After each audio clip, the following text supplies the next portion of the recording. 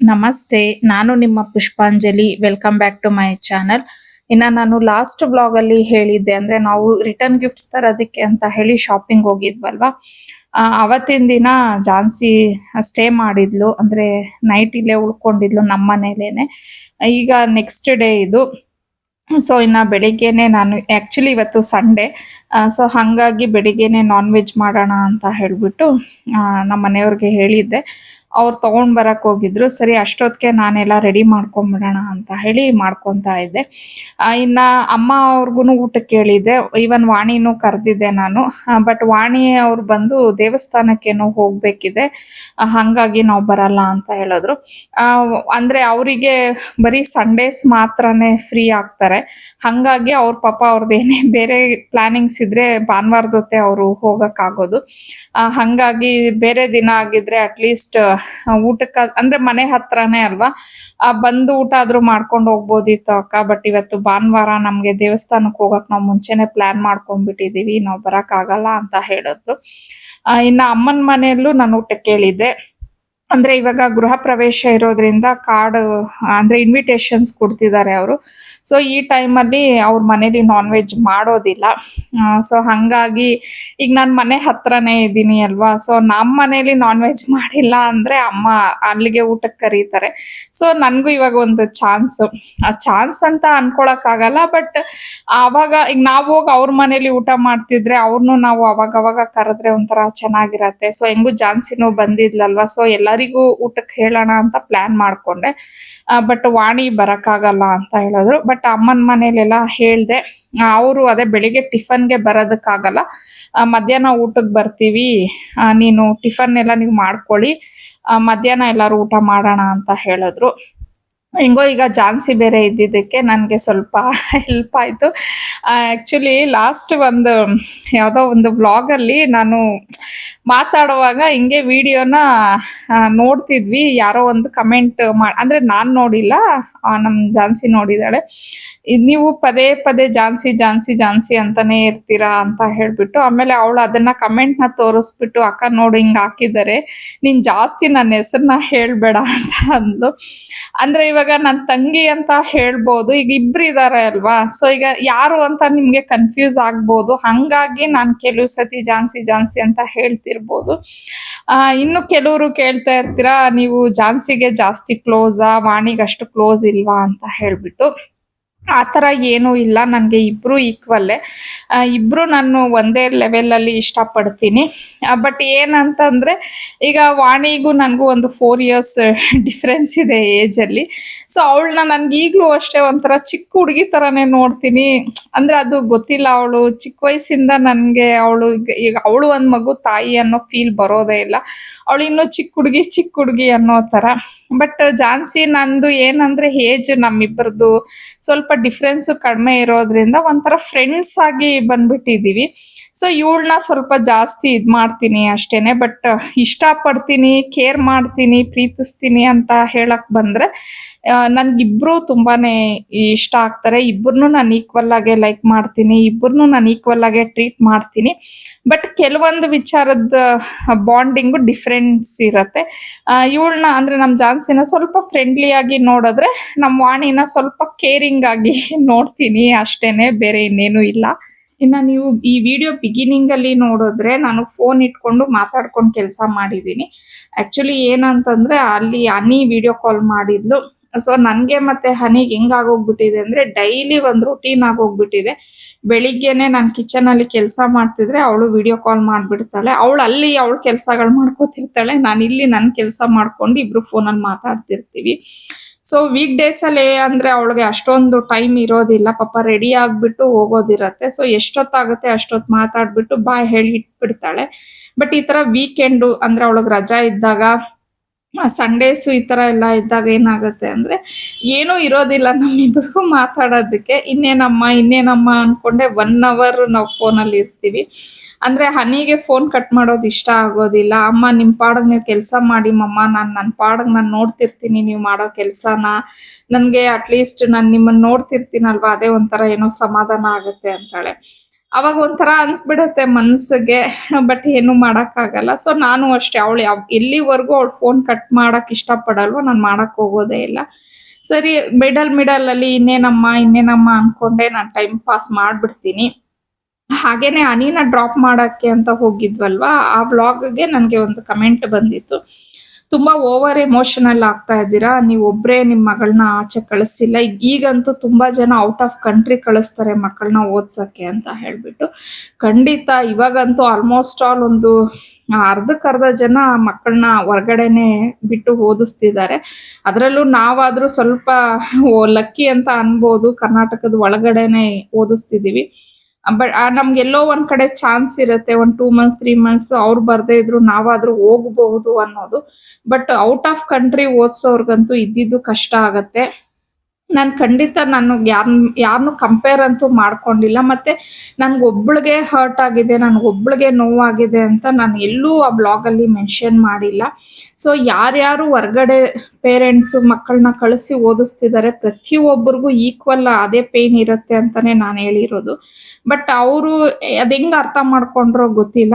ಕೆಲವು ಸತಿ ಏನಾಗುತ್ತೆ ಅಂದ್ರೆ ವ್ಲಾಗ್ಸ್ ಅಲ್ಲಿ ನಾವೇನೋ ಹೇಳಕ್ ಹೊರ್ಟಿರ್ತೀವಿ, ಬಟ್ ಬೇರೆಯವರು ಕೆಲವರು ಎಲ್ಲಾರ್ನು ನಾನು ಹೇಳಕ್ಕಾಗಲ್ಲ, ಕೆಲವರು ಅಂದ್ರೆ ಜಸ್ಟ್ ಒಂದ್ 10 ಜನ ಅಂತ ಅನ್ಕೊಳ್ಳಿ, ಅದನ್ನ ಬೇರೆ ರೀತಿನೇ ಅರ್ಥ ಮಾಡ್ಕೊಂಡ್ಬಿಡ್ತಾರೆ. ಸೊ ಅಂಥವ್ರಿಗೆ ಕೆಲವು ಸತಿ ನಾನು ಈ ರೀತಿ ಕ್ಲಾರಿಫಿಕೇಶನ್ ಕೊಡ್ತಿರ್ತೀನಿ ಅಷ್ಟೇನೆ. ಸೊ ನನ್ಗೇನ್ ಅನ್ಸುತ್ತೆ ಅಂದ್ರೆ ಪ್ರತಿ ಒಂದು ತಂದೆ ತಾಯಿದು ಈಕ್ವಲ್ ಪೇನೇ ಇರತ್ತೆ. ಸೊ ಯಾರನ್ನೂ ಕಂಪೇರ್ ಮಾಡ್ಕೊಳಕ್ ಆಗೋದೇ ಇಲ್ಲ.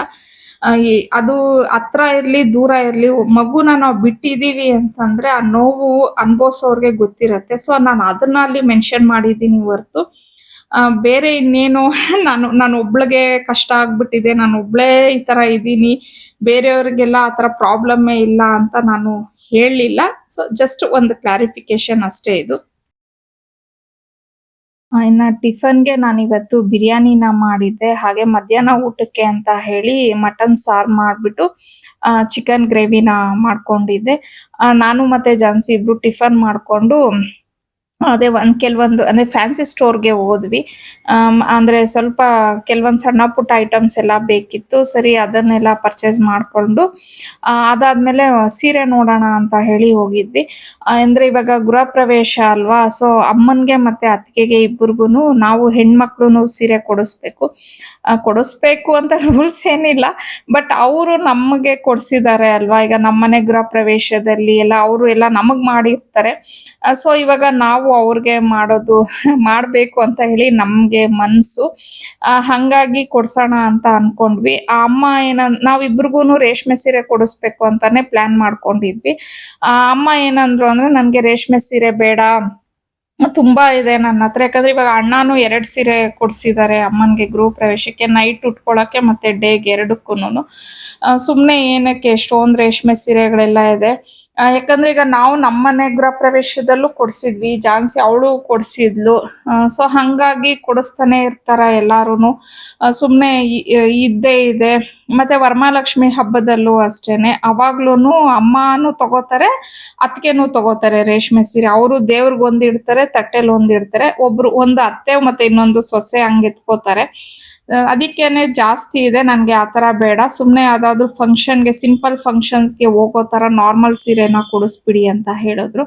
ಸೊ ನಾನು ಯೂಶುವಲಿ ಲೆವಿಶಾ ಅಂತ ಹೇಳಿ ಇನ್ಸ್ಟಾಗ್ರಾಮ್ ಅಲ್ಲಿ ತುಂಬಾ ಸತಿ ಮಿನಿ ವ್ಲಾಗ್ ಅಲ್ಲಿ ಮೆನ್ಷನ್ ಮಾಡಿದ್ದೀನಿ. ಅವ್ರದ್ದು ಮನೆಗೆ ಕರ್ಕೊಂಡು ಹೋಗಿದ್ದೆ. ಅಲ್ಲಿ ಅಮ್ಮ ಒಂದು ಅವ್ರಿಗೆ ಬೇಕಾಗಿರುವಂತ ಸೀರೆಗಳನ್ನ ಅವರು ಸೆಲೆಕ್ಟ್ ಮಾಡ್ಕೊಂಡ್ರು. ಅಮ್ಮನ್ಗೆ ಇಷ್ಟ ಆಗಿರೋಂತ ಸೀರೆಗಳೇ ಸಿಕ್ತು. ಮತ್ತೆ ನಮ್ಗೆ ಏನಂದ್ರೆ ಈಗ ನಾವು ರೇಷ್ಮೆ ಸೀರೆ ಕೊಡಿಸ್ಬೇಕು ಅನ್ಕೊಂಡಿದ್ವಿ. ಸೊ ಕಡಿಮೆ ಅಂದ್ರೂ ಒಂದ್ 10,000 ರೂಪಾಯಲ್ಲಿ ಕೊಡಿಸ್ಬೇಕು ಅನ್ನೋದು ನಮ್ದಿತ್ತು. ಬಟ್ ಅಲ್ಲಿ ಏನಂದ್ರೆ ಇನ್ನೂ ಕಡಿಮೆ ಆಗತ್ತಲ್ವಾ. ಸೊ ನಾವು 2 ತಗೊಳಮ್ಮ, ಒಂದ್ ಬೇಡ ಅಂತ ಹೇಳಿದ್ವಿ. ಬಟ್ ಅಮ್ಮನ್ಗೆ ಹೆಂಗೆ ಅಂದ್ರೆ ಮಕ್ಕಳಿಗೆ ಎಲ್ಲಿ ಖರ್ಚಾಗ್ಬಿಡುತ್ತೋ, ಈ ಸಾಮಾನ್ಯವಾಗಿ ತಾಯಂದಿರೇ ಹಂಗಲ್ವಾ, ಬೇಡ ಬೇಡ ಅಂತಾನೆ ಹೇಳ್ತಿದ್ರು. ಬಟ್ ನಾನು ಜಾನ್ಸಿ ಬಿಡ್ಲಿಲ್ಲ, ಬಲವಂತ ಮಾಡ್ಬಿಟ್ಟು 2 ತಗೊಮ್ಮ ಅಂತ ಹೇಳಿದ್ವಿ. ಚೆನ್ನಾಗಿತ್ತು ಬಟ್ ಸ್ಯಾರೀಸುನು ಅವ್ರಿಗೆ ತುಂಬಾ ಇಷ್ಟ ಆಯ್ತು. ಸಿಂಪಲ್ ಆಗಿ ಫಂಕ್ಷನ್ಸ್ಗೆಲ್ಲ ಹಾಕೊಳಕ್ಕೆ ಕಂಫರ್ಟೇಬಲ್ ಆಗಿ ಸಾಫ್ಟ್ ಆಗಿರೋ ಮೆಟೀರಿಯಲ್ನೇ ನೋಡಿ ತಗೊಂಡ್ವಿ. ಆಮೇಲೆ ಮನೆಗ್ ಬಂದ್ಮೇಲೆ ಅದೇ ಒಂದ್ಸತಿ ಡ್ಯಾಮೇಜ್ ಎಲ್ಲ ಚೆಕ್ ಮಾಡ್ಕೊಂಡ್ಬಿಡೋಣ ಅಂತ ಹೇಳ್ಬಿಟ್ಟು ಮಾಡ್ತಿದ್ವಿ. ಇನ್ನ ಅಮ್ಮ ನಮ್ಗೆ ಆಲ್ರೆಡಿ ಸುಮಾರು ಒಂದ್ ವಾರ ಬಿಫೋರೇ ಹೇಳ್ಬಿಟ್ಟಿದ್ರು. ಒಂದ್ ವಾರ ಏನಾಗ್ಲೇ ತುಂಬಾ ದಿನದ ಮುಂಚೆನೆ ಹೇಳಿದ್ರು, ನನ್ಗೆ ರೇಷ್ಮೆ ಸೀರೆ ಎಲ್ಲ ಕೊಡಿಸ್ಬೇಡಿ, ಅಂದ್ರೆ ಫಸ್ಟ್ ಆಫ್ ಆಲ್ ನನಗ್ ಸೀರೆನೆ ಕೊಡಿಸ್ಬೇಡಿ, ಅತ್ತಿಗೆಗೆ ಕೊಡ್ಸಿ ಸಾಕು ಅಂತ ಹೇಳಿದ್ರು. ಬಟ್ ನಾವೇನೆ ಅದ್ ಹೆಂಗಾಗತ್ತೆ, ಒಂದ್ ಮನೇಲಿ ಇಬ್ರು ಇದೀರಾ, ನಾವ್ ಒಬ್ರಿಗೆ ಕೊಡ್ಸಿ ಒಬ್ರಿಗೆ ಕೊಡಿಸ್ತಾ ಇರೋದು ಹೆಂಗಾಗತ್ತೆ, ನಾವ್ ಇಬ್ರಿಗೂ ಕೊಡಿಸ್ಲೇಬೇಕು ಅಂತ ಹೇಳಿ ನಾವ್ ಹೇಳಿದ್ವಿ ಅವ್ರಿಗೆ. ಇನ್ನ ನಮ್ ವಾಣಿ ನಮ್ಗಿಂತ ಫಾಸ್ಟ್. ಅವಳು ಲಾಸ್ಟ್ ವೀಕೆನೆ ಎಲ್ಲ ತಯಾರಿ ಮಾಡಿ, ಅವಳ ಪಾಪ ಹೆಂಗೆ ಅಂದ್ರೆ ಅದೇ ಕೆಲ್ಸಕ್ಕೆ ಹೋಗ್ತಾಳಲ್ವಾ, ವೀಕೆಂಡ್ಸ್ ಅಲ್ಲಿ ಅವಳಿಗೆ ಎಷ್ಟು ಟೈಮ್ ಸಿಗುತ್ತೋ ಅಷ್ಟು ಟೈಮಲ್ಲಿ ಅವಳೆಲ್ಲ ಮಾಡ್ಕೊಂಡು ಇಟ್ಕೊಂಡ್ಬಿಡ್ತಾಳೆ. ಅವಳು ಆಲ್ರೆಡಿ ಗಿಫ್ಟು ಸಹ ಎಲ್ಲ ರೆಡಿ ಮಾಡಿಟ್ಬಿಟ್ಟಿದ್ದಾಳೆ. ನಾನು ಮತ್ತೆ ಜಾನ್ಸಿನೇ ಇನ್ನೂ ಮಾಡ್ತಾನೆ ಇದ್ದೀವಿ ಎಲ್ಲಾನು. ಸರಿ, ಆಮೇಲೆ ಇದು ತಟ್ಟೆಲಿ ಇಟ್ಟು ಕೊಡ್ತೀವಿ ಅಲ್ವಾ, ಇನ್ನ ಡ್ಯಾಮೇಜ್ ಒಂದ್ ವೇಳೆ ಇದ್ರೆ ಆಮೇಲೆ ವಾಪಸ್ ಕೊಟ್ರೆ ಅದು ಚೆನ್ನಾಗಿರಲ್ಲ, ಸೊ ಬಿಫೋರೇ ಎಲ್ಲ ಚೆಕ್ ಮಾಡ್ಬಿಡಿ ಡ್ಯಾಮೇಜ್ ಏನಾದ್ರು ಇದ್ರೆ ಅಂತ ಹೇಳಿದ್ರು. ಸರಿ, ನಾನು ಜಾನ್ಸಿ ಡ್ಯಾಮೇಜ್ ಎಲ್ಲ ಚೆಕ್ ಮಾಡ್ಕೊಳ್ಳೋ ಅಷ್ಟೊತ್ತಿಗೆ ನಾನು ಮುದ್ದೆ ಮಾಡ್ಕೊಂಡೆ. ಆಮೇಲೆ ಊಟ ಎಲ್ಲ ಮಾಡ್ಕೊಂಡ್ವಿ. ಇನ್ನ ಅಣ್ಣ ಮಕ್ಕಳು ಎಲ್ಲ ಬಂದಿದ್ರು, ಬಟ್ ನಾನು ಅದು ಕ್ಲಿಪ್ಪಿಂಗ್ಸ್ ಎಲ್ಲ ಏನು ತಗೊಳಕ್ ಹೋಗ್ಲಿಲ್ಲ. ಸುಮ್ನೆ ಹಂಗೇನೆ. ಆಮೇಲೆ ಊಟ ಎಲ್ಲ ಮಾಡ್ಕೊಂಡಾದ್ಮೇಲೆ ಈಗೇನ್ ಅತ್ತಿಗೆಗೆ ರೇಷ್ಮೆ ಸೀರೆ ನೋಡೋಣ ಅಂತ ಅಂದ್ಬಿಟ್ಟು ಹೋದ್ವಿ. ನಾವು ಹೋಗಿದ್ದಿದ್ದು ಬಂದು ಆಕ್ಚುಲಿ ನಮ್ಮ ರಿಲೇಟಿವೇ ಆಗ್ಬೇಕು, ಅಂದ್ರೆ ಅಣ್ಣನ್ಗೆ ತುಂಬಾನೇ ಕ್ಲೋಸ್ ಫ್ರೆಂಡು. ಸೊ ಅವ್ರ ಮನೆಯಲ್ಲಿ ಯೂಶಲಿ ಅಣ್ಣ ಅತ್ತಿಗೆ ಸ್ವಲ್ಪ ಜಾಸ್ತಿ ಅವ್ರ ಮನೇಲೆ ಸೀರೆ ಎಲ್ಲ ತಗೋತಾರೆ. ಹಂಗಾಗಿ ಅತ್ತಿಗೆಗೆ ಇಷ್ಟ ಆಗುತ್ತೆ ಅಂತ ಹೇಳ್ಬಿಟ್ಟು ನಾವು ಅವ್ರ ಮನೆಗೆ ಹೋಗಿದ್ವಿ ಸೀರೆಗಳನ್ನೆಲ್ಲ ನೋಡೋದಕ್ಕೆ. ಈಗ ಅವಳು ಕೊಡಿಸ್ತಾ ಇದ್ಲು, ನಾನು ಕೊಡಿಸ್ತಾ ಇದ್ದೆ. ಸ್ವಲ್ಪ ಕನ್ಫ್ಯೂಷನ್ ಆಗ್ತಿತ್ತು. ಸೊ ಆಮೇಲೆ ಇಬ್ರು ಡಿಸೈಡ್ ಮಾಡ್ಕೊಂಡ್ವಿ, ಒಬ್ರು ಸ್ವಲ್ಪ ಡಾರ್ಕ್ ಕಲರ್ ಕೊಡ್ಸಿದ್ರೆ ಒಬ್ರು ಸ್ವಲ್ಪ ಪೇಸ್ಟಲ್ ಕಲರ್ಸ್ ಅಲ್ಲಿ ಕೊಡ್ಸೋಣ, ಚೆನ್ನಾಗಿರತ್ತೆ. ಇಬ್ರು ಡಾರ್ಕ್ ಬೇಡ, ಇಲ್ಲ ಇಬ್ರು ಲೈಟ್ ಕಲರ್ಸೇ ಬೇಡ ಅಂತ ಹೇಳ್ಬಿಟ್ಟು ಯೋಚನೆ ಮಾಡ್ಕೊಂಡು ಇದು ಮಾಡಿದ್ವಿ. ಅತ್ತಿಗೆನ ಕರ್ದಿದ್ವಿ ನಾವು ಸೆಲೆಕ್ಷನ್ಗೆ ಅಂತ ಹೇಳ್ಬಿಟ್ಟು. ಸೊ ಅದೇ ಹೇಳದ್ನಲ್ಲ, ಇವಾಗ ಅವರು ಸ್ವಲ್ಪ ಇನ್ವಿಟೇಷನ್ ಹಂಚೋ ಬ್ಯುಸಿಲಿ ಇರೋದ್ರಿಂದ ಅವ್ರಿಗೆ ಬರಕ್ಕೆ ಆಗ್ಲಿಲ್ಲ. ಬಟ್ ಅಣ್ಣನ ಮಗ ಬಂದಿದ್ದ, ಅವನು ಅವ್ರ ಅಮ್ಮನ್ಗೆ ಸೀರೆನ ಸೆಲೆಕ್ಟ್ ಮಾಡ್ಕೊಂಡ. ಎಷ್ಟು ಚೆನ್ನಾಗಿ ಸೀರೆ ಸೆಲೆಕ್ಟ್ ಮಾಡ್ದ ಅಂದ್ರೆ ಅವ್ರ ಅಮ್ಮನ್ಗೆ ನಿಜವಾಗ್ಲೂ ಎಷ್ಟು ಖುಷಿ ಆಗ್ತಿತ್ತು ಗೊತ್ತಾ. ಅವ್ನು ಹೇಳ್ತಿದ್ದ, ಅಮ್ಮನ ಹತ್ರ ಈ ಕಲರ್ ಇದೆ, ಇದು ಬೇಡ ಅತ್ತೆ, ಅದು ಬೇಡ ಅತ್ತೆ, ಅಮ್ಮನ ಮುಖಕ್ಕೆ ಈ ಕಲರ್ ಚೆನ್ನಾಗಿ ಕಾಣಿಸುತ್ತೆ, ಈ ಕಲರ್ ಚೆನ್ನಾಗಿ ಕಾಣಿಸಲ್ಲ ಅಂತ ಅಂದ್ಬಿಟ್ಟು ತುಂಬಾ ಚೆನ್ನಾಗಿ ನಮ್ಗೆ ಸ್ಯಾರಿ ಶಾಪಿಂಗ್ ಮಾಡಕ್ಕೆ ಅವನು ಹೆಲ್ಪ್ ಮಾಡ್ದ. ಇನ್ನ ಅಲ್ಲಿ ಸೀರೆ ಎಲ್ಲ ಶಾಪಿಂಗ್ ಮುಗಿಸ್ಕೊಂಡು ಆಮೇಲೆ ಮನೆಗೆ ಬಂದ್ವಿ. ಆಮೇಲೆ ನಾನು ಯಾವುದೇ ಒಂದು ವಿಡಿಯೋಸ್ನ ಶೂಟ್ ಮಾಡ್ಕೊಳಕ್ ಹೋಗ್ಲಿಲ್ಲ. ಇನ್ನ ಜಾನ್ಸಿನೂ ಅವತ್ತು ರಿಟರ್ನ್ ಅಂದ್ರೆ ಅವಳು ಮನೆಗೆ ಹೋಗ್ಬೇಕಿತ್ತು. ಸೊ ಬಂದ್ಮೇಲೆ ಸ್ವಲ್ಪ ಹೊತ್ತು ಕುತ್ಕೊಂಡು ಹಂಗೆ ಮಾತಾಡ್ಕೊಂಡ್ವಿ. ಇನ್ನ ಸುಮ್ನೆ ಕುತ್ಕೊಂಡು ಮಾತಾಡೋದನ್ನ ನಾನು ಏನ್ ವಿಡಿಯೋ ಶೂಟ್ ಮಾಡ್ಲಿ ಅಂತ ಹೇಳಿ ನಾನು ಮಾಡ್ಕೊಂಡಿರ್ಲಿಲ್ಲ ಅಷ್ಟೇನೆ. ಇನ್ನ ಇದು ಬಂದು ನೆಕ್ಸ್ಟ್ ಡೇ. ಇನ್ನ ಕಿಚನ್ ಅಲ್ಲಿ ಬೇರೆ ಏನು ಅಡ್ಗೆ ಕೆಲ್ಸಗಳು ಏನೇನಿರುತ್ತೆ ಎಲ್ಲ ಮುಗಿಸ್ಕೊಂಡು ಆದ್ಮೇಲೆ ನಾನು ಮೇಲ್ಗಡೆ ಕ್ಲೀನ್ ಮಾಡ್ಕೊಂಬಿಡೋಣ ಅಂತ ಅಂದ್ಬಿಟ್ಟು ಅದನ್ನ ಮಾಡ್ಕೊಳಕ್ಕೆ ಅಂತ ಹೇಳಿ ಬಂದೆ. ಅದೇ ಬೆಡ್ ಸ್ಪ್ರೆಡ್ ಎಲ್ಲ ಸ್ವಲ್ಪ ಚೇಂಜ್ ಮಾಡ್ಬೇಕಿತ್ತು. ನಾನು ತುಂಬಾ ಸತಿ ವ್ಲಾಗ್ ಅಲ್ಲಿ ಹೇಳಿದೀನಿ ಬೆಡ್ ಸ್ಪ್ರೆಡ್ಸ್ ಎಲ್ಲಿ ತಗೊಂಡಿದೀನಿ, ಬಟ್ ಆದ್ರೂ ಹೊಸಾಗಿ ನನ್ಗೆ ಯಾರಾದ್ರೂ ನೋಡ್ತಿರೋರು ಎಗೇನ್ ರಿಪೀಟ್ ಆಗಿ ಅದನ್ನೇ ಕೇಳ್ತಾ ಇರ್ತಾರೆ, ಬೆಡ್ ಸ್ಪ್ರೆಡ್ಸ್ ಎಲ್ಲಿ ತಗೋತೀರಾ, ಲಿಂಕ್ ಇದ್ರೆ ಕಳಿಸಿ ಅಂತ ಹೇಳಿ. ನಾನು ಆನ್ಲೈನ್ ಅಲ್ಲಿ ಯಾವುದೇ ಒಂದು ಬೆಡ್ ಸ್ಪ್ರೆಡ್ಸ್ ನ ಶಾಪಿಂಗ್ ಮಾಡಿಲ್ಲ.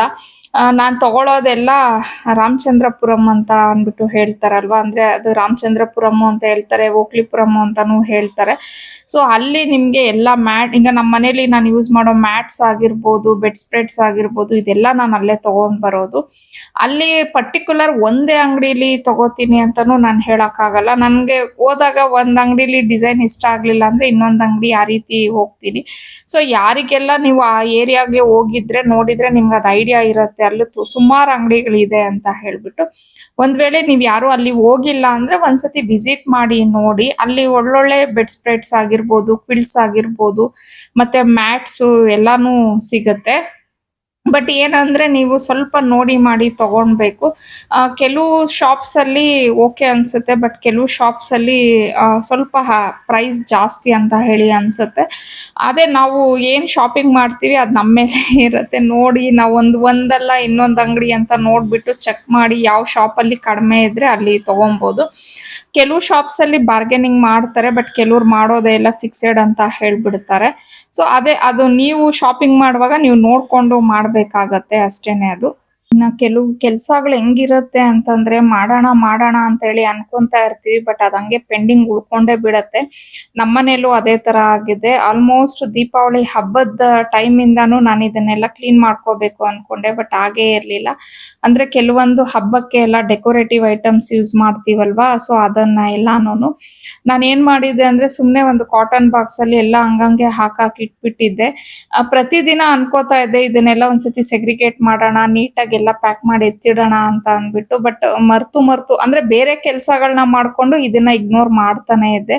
ಆದ್ರೆ ಇವತ್ತು ಫೈನಲ್ ಆಗಿ ಇಲ್ಲ, ಇದನ್ನೆಲ್ಲ ಕ್ಲೀನ್ ಮಾಡ್ಕೊಂಡೇ ಬಿಡ್ಬೇಕು ಅಂತ ಅನ್ಬಿಟ್ಟು ಮಾಡ್ಕೊಳ್ಳೋಣ ಅಂತ ಮಾಡ್ಕೊಂತಾ ಇದ್ದೀನಿ. ಇನ್ನ ಇದು ನಾನು ಅದೇ ಹೇಳದ್ನಲ್ಲ, ಒಂದು ಹಳೆ ಕಾಟನ್ ಬಾಕ್ಸ್ ಅಲ್ಲಿ ಹಾಕಿಟ್ಟಿದ್ದು. ಸೊ ಈಗ ಇನ್ನೊಂದು ಬೇರೆ ಬಾಕ್ಸ್ಗೆ ಎಲ್ಲ ನೀಟಾಗಿ ಪ್ಯಾಕ್ ಮಾಡಿ ಇಟ್ಬಿಡೋಣ ಅಂತ ಹೇಳಿ. ಅಂದ್ರೆ ಧೂಳೆಲ್ಲ ಏನು ಆಗದೆ ಇದ್ರೆ ನೆಕ್ಸ್ಟ್ ಯೂಸ್ ಮಾಡ್ಕೊಳ್ಳುವಾಗ ನಮ್ಗೆ ಸ್ವಲ್ಪ ಈಸಿ ಆಗತ್ತೆ. ಇಲ್ಲ ಧೂಳು ಆಗ್ಬಿಟ್ಟಿದೆ ಅಂದ್ರೆ ಮತ್ತೆ ಅಗೇನ್ ಅದನ್ನೆಲ್ಲ ನಾವು ಕ್ಲೀನ್ ಮಾಡ್ಕೊಬೇಕಾಗತ್ತೆ. ಮತ್ತೆ ಇಲ್ಲೂ ಒಂದು ಏನ್ ಮಾಡಿದೀನಿ ಅಂದ್ರೆ ಯಾವ್ದೋ ಒಂದು ಕವರ್ ಅಲ್ಲಿ ಸುಮ್ನೆ ವೇಸ್ಟ್ ಕವರ್ಸ್ ಎಲ್ಲ, ಅಂದ್ರೆ ಅವಾಗ ವರಮಹಾಲಕ್ಷ್ಮಿ ಹಬ್ಬದ ಟೈಮಲ್ಲಿ ನಾನು ರಿಟರ್ನ್ ಗಿಫ್ಟ್ಸ್ಗೆ ಅಂತ ಹೇಳಿ ಏನ್ ಬ್ಯಾಗ್ಸ್ ತಂದಿದ್ನಲ್ಲ, ಅದು ಕವರ್ಸ್ ಅದು ಹಂಗೆ ಹಾಕಿ ಇಟ್ಬಿಟ್ಟಿದ್ದೀನಿ, ಅದ್ ನಾನು ಬಿಸಾಕೇ ಇಲ್ಲ. ಈಗ ನೋಡಿದ್ರೆ ಏನ್ ವೇಸ್ಟ್ ಎಲ್ಲ ಇಟ್ಕೊಂಡಿದ್ದೀನಿ ಅಂತ ಹೇಳಿ ಅನ್ನಿಸ್ತಾ ಇತ್ತು. ಎಷ್ಟೇ ನಾವು ಕ್ಲೀನ್ ಮಾಡ್ಕೊಂಡ್ರು ಈ ತರ ಅನ್ವಾಂಟೆಡ್ ಥಿಂಗ್ಸ್ ಏನೋ ಒಂದ್ ಇಟ್ಟೇ ಇರ್ತೀವಿ, ಬೈ ಮಿಸ್ಟೇಕ್ ಆಗಿ ಆಗಿರ್ಬೋದು ಅದು. ಇನ್ನ ಇದನ್ನೆಲ್ಲ ನಾನು ನೀಟಾಗಿ ಎತ್ತಿಟ್ಕೊಳಕ್ಕೆ ಸ್ಟೋರೇಜ್ ಬಾಕ್ಸಸ್ ಒಂದೆರಡನ್ನ ತಗೋಬೇಕು ಅನ್ಕೊಂಡಿದೀನಿ. ಲಾಸ್ಟ್ ಟೈಮ್ ಡಿಮಾರ್ಟ್ಗೆ ಹೋದಾಗ ನೋಡಿದ್ದೆ, ಬಟ್ ನನ್ಗೆ ಅದು ಸೈಜ್ ಸಾಕಾಗಿರ್ಲಿಲ್ಲ.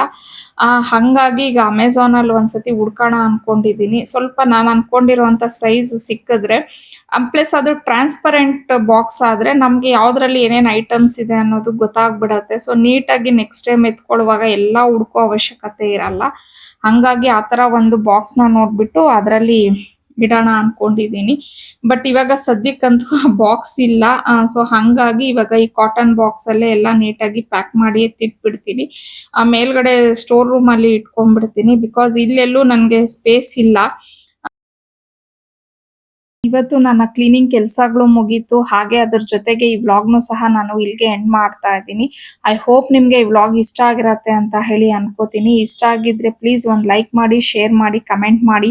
ಹಾಗೆ ಸಬ್ಸ್ಕ್ರೈಬ್ ಮಾಡ್ದಿರಾ ನೀವೇನಾದ್ರೂ ನನ್ನ ವ್ಲಾಗ್ಸ್ನ ನೋಡ್ತಾ ಇದ್ರೆ ಪ್ಲೀಸ್ ಸಬ್ಸ್ಕ್ರೈಬ್ ಮಾಡ್ಕೊಂಡು ನನ್ನ ವ್ಲಾಗ್ಸ್ನ ನೋಡಿ ಅಂತ ಹೇಳಿ ರಿಕ್ವೆಸ್ಟ್ ಮಾಡ್ಕೊತಾ ಇದ್ದೀನಿ. ಮತ್ತೊಂದು ವ್ಲಾಗ್ ಅಲ್ಲಿ ನಿಮ್ಮನ್ನೆಲ್ಲ ಭೇಟಿ ಆಗ್ತೀನಿ. ಅಲ್ಲಿವರೆಗೂ ಬಾಯ್, ಸಿ ಯು.